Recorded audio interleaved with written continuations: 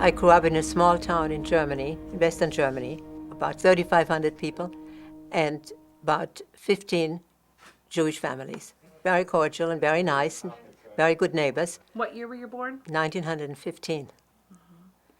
And up to the time when Hitler came to power, I think I had a good time. Enjoyed my life. I never felt discriminated against. Went to school, to public school, till Hitler came to power. I remember it exactly because all the school children had to appear at a certain place, at the market place, and listen to the Hitler speech. And Heil Hitler was a common greetings from now on in school, and I never raised my hand, and nobody ever asked me that I should. It's a school I was attending. It was turned into a school which trained the future leaders of the German Reich, the future Nazis, and all my teachers were SA men in uniform.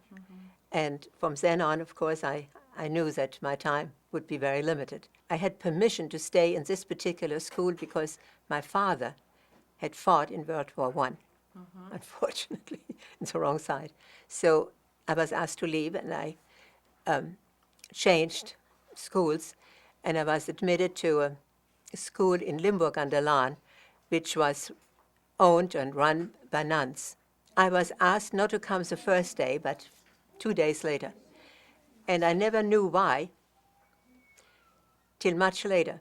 And later on, they told me, the girls told me in my class, that one of the nuns asked who would want to sit, a Jewish girl is coming to the class, and who is willing to sit with her. And of course, nobody raised their hand. Nobody talked to me. Nobody wanted to associate with me, and I stayed in the classroom, and the girls played outside. But eventually, they realized that I didn't have any horns and that I was a human being. Gradually, they warmed up to me, so we conversed or talked. I had to attend school in Germany on Saturday. And I come from a very Orthodox home, and of course I never wrote. I could not write, but I had to attend classes. I had to take a train, but it was Shabbat, and I wouldn't take the train, so I walked. And in the wintertime, I mean, Germany, there's snow in Germany, and then I had to walk through kind of woods in the winter. The train took 10 minutes, but to walk was a little bit over an hour. So I walked.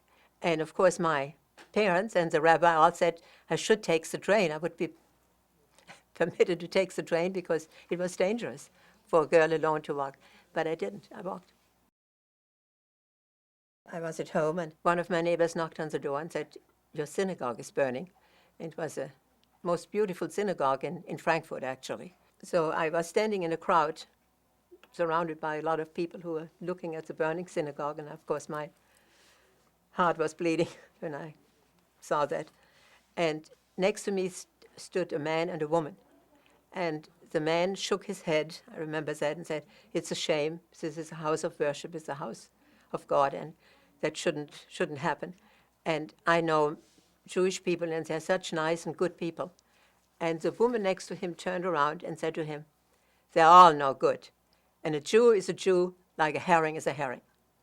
Listen to Goebbels on the radio. That was the time before television, of course. And I remember that he ended his speeches with saying, there are some people who say, first he said, "Jews, wherever they are, kill them. You can kill them." And then he said, there are some people who say that the Jews are human beings. One shouldn't do that. But he said, a Jew is a human being like a flea is an animal. I was the last member of the family in Germany. My parents were in Portugal. My brother had taken out. My brother was traveling in foreign countries for a company. And Portugal had apparently a law that parents of siblings who had residence in Portugal could come to Portugal. I had a quota number to come to the United States, but in the meantime, war broke out and I couldn't get out. Hitler marched into Poland, and I was stuck.